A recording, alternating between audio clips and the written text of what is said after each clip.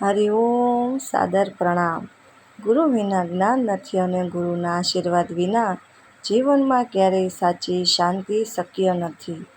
શિષ્યનો ભાવ જ્યારે નિશ્ચળ હોય ત્યારે ગુરુનો આશીર્વાદ અશક્યને પણ શક્ય બનાવી દે છે.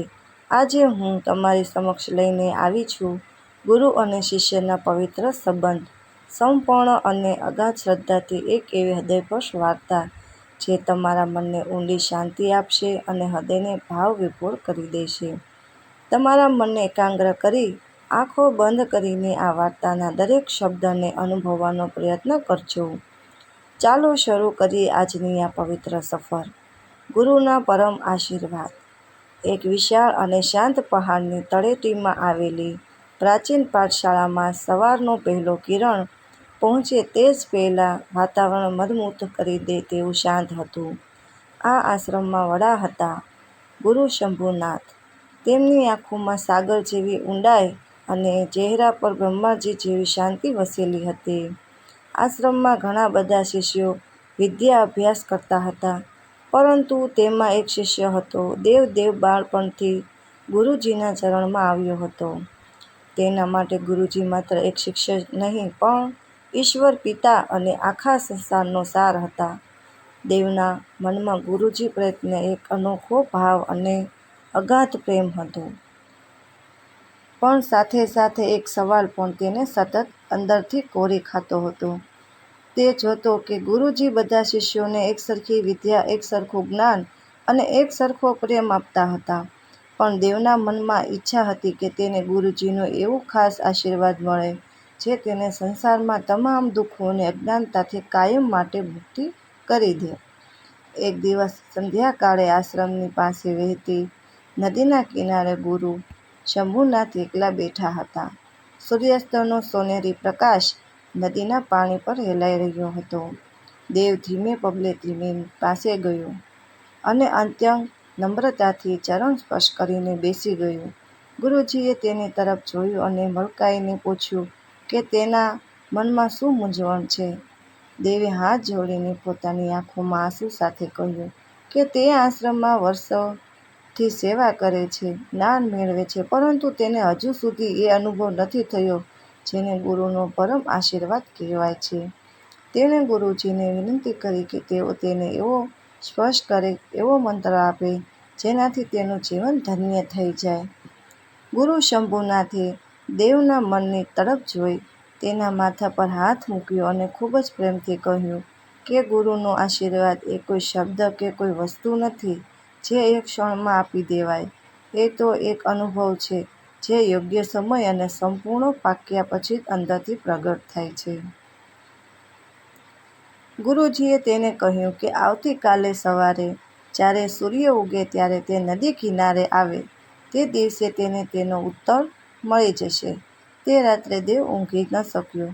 તેના મનમાં એક જ વિચાર હતો કે કાલે સવારે ગુરુજી તેને કયો ગુપ્ત મંત્ર કે કયો ચમત્કારી આશીર્વાદ આપશે. સવાર થતાં જ તે નદી કિનારે પહોંચી ગયો. ગુરુજી ત્યાં પહેલેથી જ ધ્યાનમગ્ન બેઠા હતા. દેવને જોઈને ગુરુજીએ તેને પોતાની પાસે બોલાવ્યો અને એક મોતીનો કોરો દીવો તથા થોડું તેલ અને વાટ આપ્યા. ગુરુજીએ કહ્યું કે આજે તેણે આ દીવો પ્રગટાવીને નદીના સામા કિનારે આવેલા જૂના મંદિર સુધી જવાનું છે. પણ શરત એ છે કે પવન ગમે તેટલો ઝડપી હોય કે રસ્તો ગમે તેટલો કઠિન હોય, દીવો બુઝાવો ન જોઈએ. જો દીવો અખંડ રહેશે તો જ તેને પરમ આશીર્વાદનું રહસ્ય સમજાશે. દેવે દીવો સળગાવ્યો અને પોતાની બે હથેળીઓ વચ્ચે દીવાની જ્યોતને ઢાંકીને આગળ વધવાનું શરૂ કર્યું. રસ્તો પથરાળ હતો. પહાડી પવન જોરથી ફૂંકાઈ રહ્યો હતો. દેવનું પૂરું ધ્યાન માત્ર ને માત્ર એ નાની જ્યોત પર જ હતું. રસ્તામાં તેના પગમાં કાંટા વાગ્યા, પથ્થરની ઠોકર વાગી, પણ તેનું ધ્યાન દીવાની સહેજ પણ હટ્યું નહીં. તે પોતાના શરીરના દર્દને ભૂલી ગયો હતો. તેને આજુબાજુનું કશું જ દેખાતું નહોતું. તેના મનમાં બસ એક જ ભાવ હતો કે આ દીવો ગુરુજીની આજ્ઞા છે અને તેને ગમે તે ભોગે બચાવવાનો છે. લાંબી અને કઠિન યાત્રા પછી તે સામા કિનારે આવેલા મંદિરે પહોંચ્યો. દીવો હજુ પણ અખંડ બળી રહ્યો હતો. જ્યારે તે પાછો ફર્યો ત્યારે ગુરુ શંભુનાથ નદી કિનારે જ ઊભા હતા. દેવે ગુરુજીના ચરણોમાં નમીને કહ્યું કે તેણે ગુરુની આજ્ઞા પૂરી કરી છે અને દીવો ઓલવા દીધો નથી. ગુરુજીએ પ્રેમથી તેને ઊભો કર્યો અને પૂછ્યું કે જ્યારે તે ચાલી રહ્યો હતો ત્યારે રસ્તામાં તેણે શું જોયું? નદીનો અવાજ કેવો હતો? પક્ષીઓનો કલરવ કેવો હતો? દેવે સાચે જ કહ્યું કે તેણે કશું જોયું કે સાંભળ્યું નથી, કારણ કે તેનું આખું અસ્તિત્વ માત્ર એક વાત પર કેન્દ્રિત હતું કે દીવાની જ્યોત બુઝાઈ ન જાય. ત્યારે ગુરુજીએ સ્મિત કર્યું અને દેવના હૃદય પર હાથ મૂકીને સમજાવ્યું કે આ જ ગુરુનો સાચો આશીર્વાદ છે. જેમ રસ્તામાં હજાર વિઘ્નો અને પવન હોવા છતાં તેનું ધ્યાન માત્ર જ્યોત પર જ રહ્યું, તેમ જ જ્યારે શિષ્ય પોતાના જીવનમાં તમામ સુખ દુઃખ, આકર્ષણો અને વાસનાઓની વચ્ચે પણ પોતાના ભક્તિભાવ અને ગુરુ પ્રત્યેના સમર્પણની જ્યોતને બુઝવા દેતો નથી, ત્યારે ગુરુનો આશીર્વાદ સ્વચાલિત રીતે તેના જીવનમાં કામ કરવા લાગે છે. ગુરુજીએ કહ્યું કે આશીર્વાદ એ બહારથી આપવાની કોઈ વસ્તુ નથી, પરંતુ શિષ્યના હૃદયમાં રહેલા શ્રદ્ધાના દીવાને ગુરુ પોતાના પ્રેમથી અખંડ રાખે છે. ગુરુજીના આ શબ્દો સાંભળતા જ દેવના મનની બધી મૂંઝવણ ઉગડી ગઈ. તેને સમજાયું કે ગુરુનો અસલી આશીર્વાદ તો ક્યારનોય તેની સાથે જ હતો. એ શ્રદ્ધા, એ સમર્પણ અને એ ભાવના રૂપે જે તેને સતત ગુરુ સાથે જોડી રાખી હતી.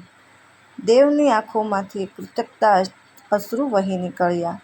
તેણે ગુરુજીના ચરણોમાં પોતાનું મસ્તક મૂકી દીધું. તે દિવસે તેને કોઈ શબ્દ કે ચમત્કાર નહીં, પણ ગુરુ અને શિષ્યના આત્મિક મિલનનો પરમ આનંદ પ્રાપ્ત થયો હતો.